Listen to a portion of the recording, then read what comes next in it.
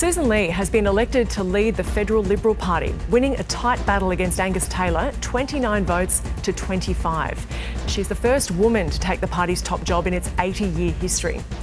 The Liberal Party was left without a leader when Peter Dutton lost his Queensland seat of Dickson. Ted O'Brien has been elected Deputy Leader, beating Phil Thompson 38 votes to 16. Meantime, David Littleproud has retained his position as Leader of the Nationals after he faced a challenge from Queensland Senator Matt Canavan, and Kevin Hogan was elected as Deputy Leader of the Nationals. Bridget McKenzie voted as Leader in the Senate. Perin Davey is the former Deputy Leader of the Nationals, and she joins me now from our Parliament House studio. Perin Davey, thank you for your time. What's your reaction to the election of Sussan Ley for the Liberal Party leadership this morning?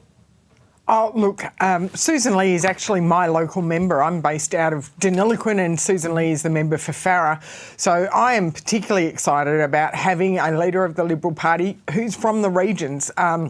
Hopefully that will put the regions back in focus because one of my passions in my time in Parliament over the last 6 years has been making sure that regional Australians are not forgotten. So I'm quite excited that we've got a regional leader, and congratulations to Sussan Ley and being the first female elected as leader of the Liberal Party as well. I think it's an exciting time, and I hope that she is very successful in her role and in this point in time when the Liberal Party needs to look towards the future and needs to have a review and listen to the lessons learnt from the election. And I think that it's onwards and upwards from here.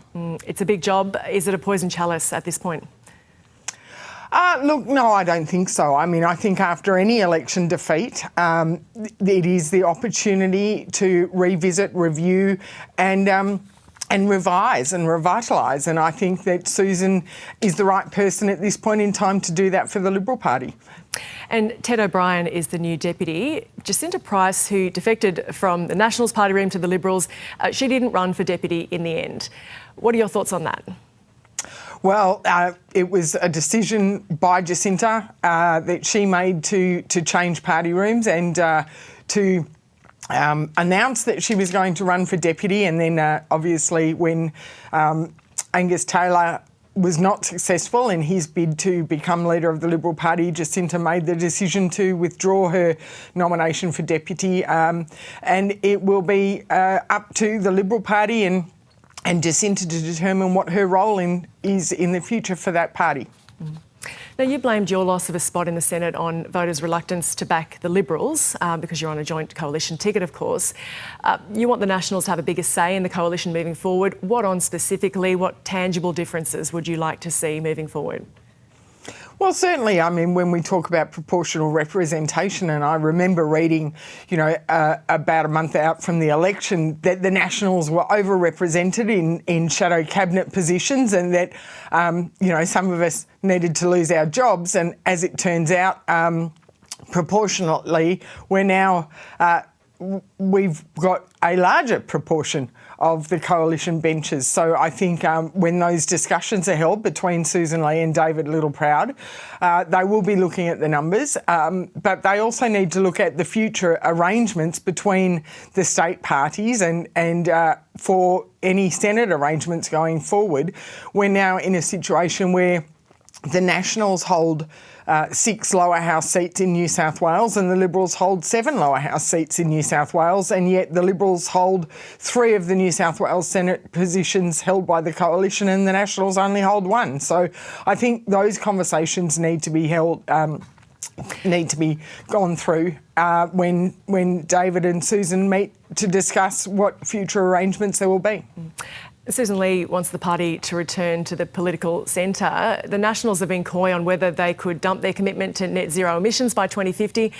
Do you see difficult times ahead there? Do you think those internal climate wars could be reignited?